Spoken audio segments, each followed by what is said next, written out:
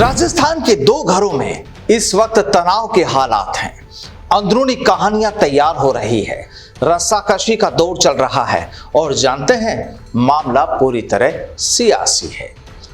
राजस्थान में राज्यसभा चुनाव का दंगल बस कल सुबह कहानी का द एंड हो जाएगा और पिछले कई दिनों से कांग्रेस और भाजपा में जो रूठने मनाने वाली स्क्रिप्ट लिखी जा रही थी, अब उस कलम को भी तोड़ दिया जाएगा। नमस्कार, मैं हूं आपके साथ प्रदीप आजाद। आखिर झीलों की नगरी से छोटी काशी वापस पहुंच गए कांग्रेस के हमारे माननीय। लेकिन ऐसा नहीं कि विधायक अपने घर चले जाएंगे, आज की रात भी उन्हें एक लग्जरी होटल में ही गुजारनी पड़ेगी। फिर कल सुबह सब साथ चलेंगे, वोटिंग होगी, 4 कुर्सियों पर 5 नेताओं की नजरें हैं और जब नतीजे आएंगे तो कुछ हैरान भी होंगे, क्योंकि इस बार का राज्यसभा का चुनाव बेहद रोचक बन पड़ा है।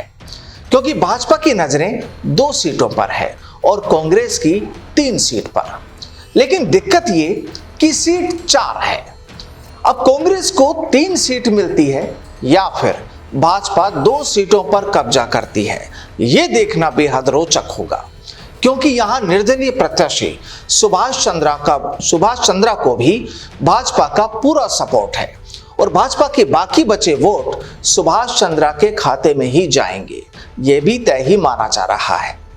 तो कहानी ये कि सियासी पिक्चर में जो एक्शन और थ्रिलर है, उसके किरदार कौन हो सकते हैं, आप सोचिए।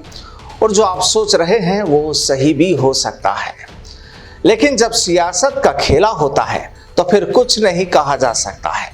लेकिन यहां कहानी ये कि जयपुर के जामडोली में जो भाजपा की बाड़ाबंदी चल रही है और उसमें जो मॉक पोल कराई गई, वहां तो कुछ विधायक वोटिंग करने में ही फेल हो गए।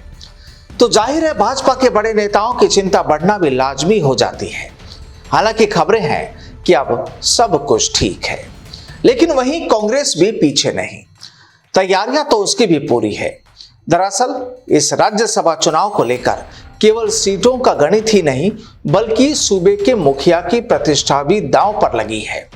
हालांकि वे सियासी जादूगर हैं और सियासत के मंजे हुए खिलाड़ी भी। तो तय तो ये भी माना जा रहा है कि आखिर उनके जादुई पिटारे से कौन निकल सकता है। जिसे पकड़ लिया बस पकड़ लिया।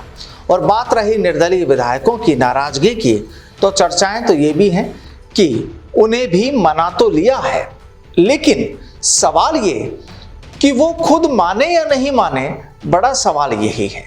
क्योंकि काफी कुछ गणित तो इन निर्दलियों पर भी टिकी है। खबरें चली थी कि इस चुनाव को लेकर हाउस ट्रेडिंग की संभावनाएं भी हैं। तो साहब, उसका जवाब तो ट्रेडिंग करने वाले ही दे सकते हैं। हालांकि ये जरूर रहा कि आम आदमी पार्टी ने आरएलपी पर आरोप लगाए थे, लेकिन आपके आरोपों के बाद, यानी आम आदमी पार्टी के आरोपों के बाद, आरएलपी के नेता पुलिस की दहलीज तक भी पहुंच गए। तो कुल मिलाकर कहानी बेहद सस्पेंस वाली है। बस आज की रात बाकी है और जब कल का सूरज उगेगा, धूप बढ़ेगी, मौसम खुशनुमा होगा, तो कांग्रेस और भाजपा दोनों में ही चिंता रहेगी। दोनों ही पार्टियों के नेताओं का ब्लड प्रेशर भी बढ़ सकता है।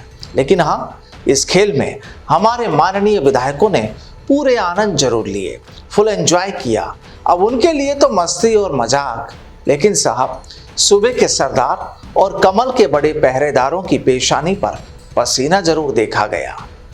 तो इंतजार कीजिए कल का, देखते हैं कि किसकी किस्मत चमकती है और किसे टाटा बाय बाय किया जाता है। नमस्कार।